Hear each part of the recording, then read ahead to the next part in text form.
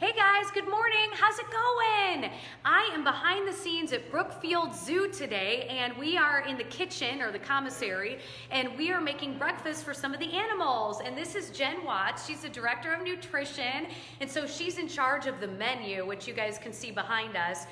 So Jen, tell me how many animals you guys prepare meals for each and every day. About 30,000 vertebrates, so we don't count the bugs or the coral or things like that, so about 3,000 vertebrates every day. And is the food all prepared in this kitchen? Yes. Okay. We go through all the diet, all the food. We go through about 2,000 pounds of food goes through here about every day. Wow, 2,000 pounds. And I'm sure like you've got the larger animals too that you have to Yes. account for. They eat probably quite a bit of Yes. stuff. So I'm gonna show you guys behind me this interesting wall that looks like a menu. And can you describe, Jen, the different color coding on this? Sure, the blue is for fruit, the orange is for veggie, the brown is for starchy vegetables like corn and sweet potato and potatoes, and then green is for leafy greens like romaine, escarole, and iceberg. So they get, I don't see protein on here, but these animals probably don't eat that kind of thing. These are most of our herbivores, so all of these animals get what we call a chow or a biscuit, which has the protein and the fat and the amino acids and everything else that they need that's part of their diet as well. This is just the produce portion of their diet. So they do get a complete diet that it has all of the nutrients that they need as a part of it. This is kind of some of their extra fun stuff that we can change every day and give them something different that's not the same as just having the chow to eat every day. Okay, and you can see that they do switch it up every day. I'm looking at the lemur diet, and they've got on Monday, today they'll be eating an apple, pepper, corn, and romaine, and then you can see Tuesday and Wednesday the different menu. Jen, tell me a little bit about this building too, because it's has a special significance to the very beginnings of the zoo. Sure, this is actually an original 1927 building. It was built as the commissary, so it has always stood as the commissary. Unfortunately, it was built for feeding 500 animals, not 3,000. Oh. So it's a little bit small for our needs today, but we make it work. I have 5 staff that work 7 days a week, 365 days a year to get the diets out to all the animals, and we get it done. If you guys have any questions for Jen, she would love to answer them. Sure. I've been trying to pick my brain to come up with a few to try to stump her, but she knows it all. And then tell me about what's in here, because we're going to be doing a bit of like a Rachel Ray, like a 30-minute meal, not really, for a very unique animal. And tell me what animal we're going to be preparing this for coming up at 8 on Good Day Chicago. So this is a diet for an echidna, which is an Australian animal. It kind of looks like a porcupine, but they're not related, because an echidna is a monotreme, which is an egg-laying mammal, kind of like a platypus. And these are different kinds of worms that have been ground up. You can actually see the little worm right there. So these are, these are different kinds of worms, and actually some dirt and some different kinds of supplements.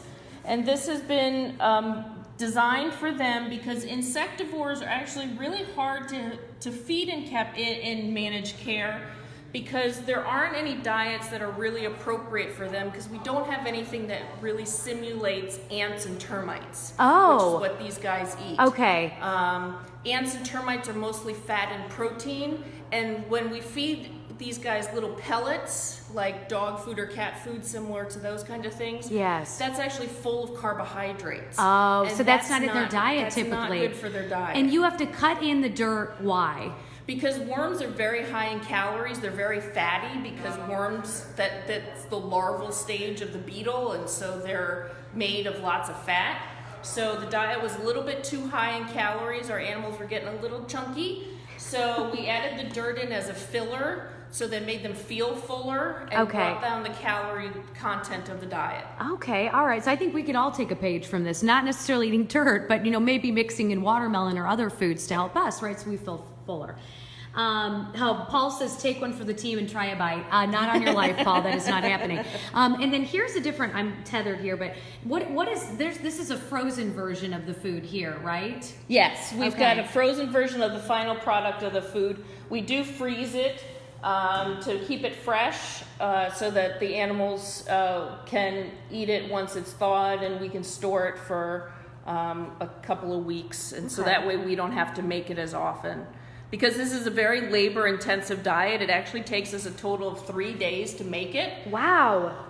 On Tuesday, we actually pre-weigh all of the diet items. On Wednesday, we actually mix all the dry items together. And what's interesting about this diet is we add agar mixed in water, which is a kind of gelatin.